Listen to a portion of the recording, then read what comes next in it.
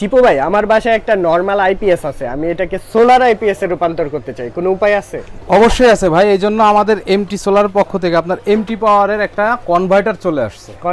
Converter চলে আসছে। কাজটা কি মূলত? এটার কাজটা মূলত আপনার বাসায় যে নরমাল একটা আইপিএস আছে, এই যে লুমিনাস ব্র্যান্ডের এই আইপিএস আছে। হ্যাঁ লুমিনাস, এটা লাগে নরমাল আইপিএস, কারেন্টের আইপিএস। জি জি। তো যারা চিন্তা করতেছে যে আমার বাসায় তো আইপিএস আছে, এখন আমি সোলার কিভাবে লাগাবো, রাইট। এখন আগামী যে গরম আসতেছে, গরম আসলে আমাদের দেশে অনেক পরিমাণ লোডশেডিং হয়ে থাকে। জি। তো এখন যাদের বাসায় নরমাল আইপিএস আছে, তো তারা কি চিন্তা করছে আমি সোলারটা কিভাবে লাগাবো, আমি সোলার ব্যাটারিটা কিভাবে চার্জ করব। কারেন্ট না থাকলে তো ব্যাটারি চার্জ হয় না, আর চার্জ যদি না হয় তাহলে কিন্তু আপনার আইপিএসটাও বন্ধ থাকবে।